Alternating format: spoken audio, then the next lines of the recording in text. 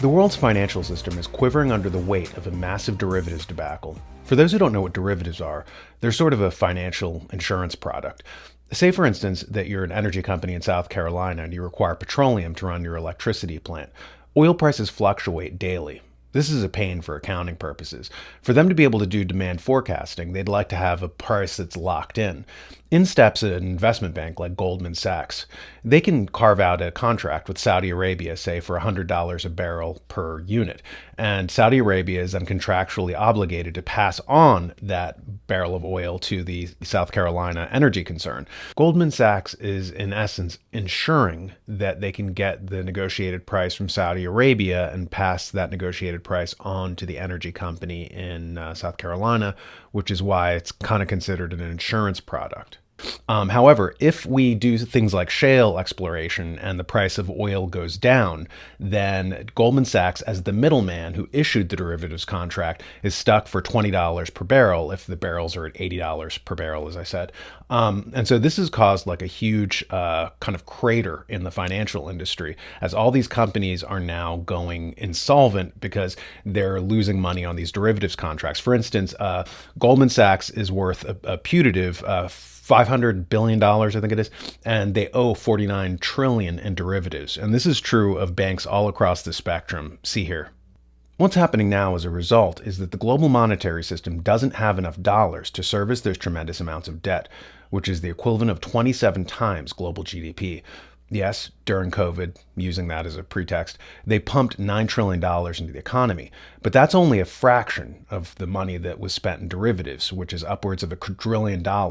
This brings us back to the subject of Triffin's dilemma, which we talked about a little while ago. Triffin's dilemma is that paradox whereby an empire with the world's reserve currency runs into a horrible situation, a damned if you do, damned if you don't situation, in which at first it looks good that they have the global reserve currency because they get goods and services for free and all they have to do is print up, fiat currency.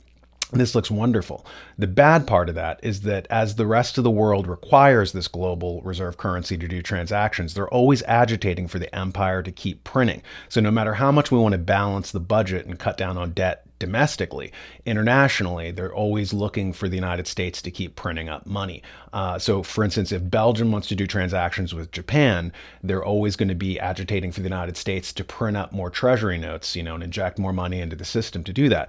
But the problem is, the more that we print up, the more that we devalue our own currency. And this is being exacerbated by the derivatives debacle as explained here by Jim Rickards.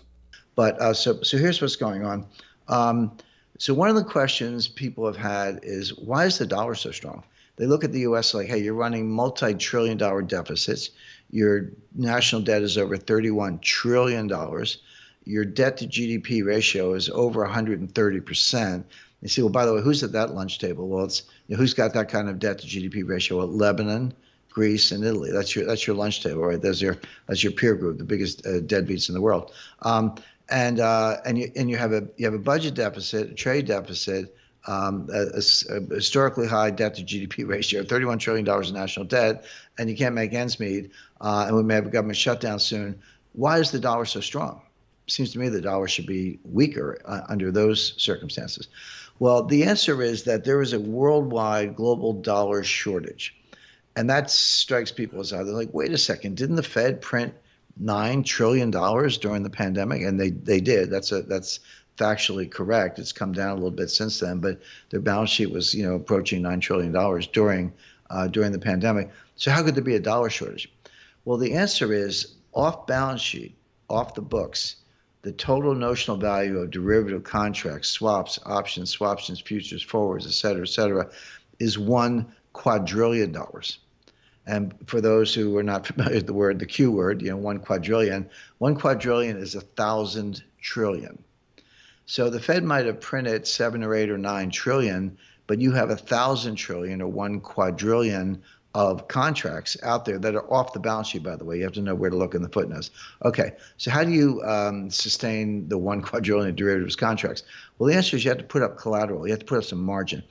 Collateral, did he say? What's happening now is that the vampires of international finance are seeking to collateralize everything around us. The carbon in the air, the trees, the arable land, the potable water, as it came out during the last climate change summit at COP27. See here.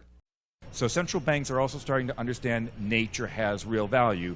Carbon we already figured out, and carbon is moving very quickly into a system where it's going to be very close to a currency.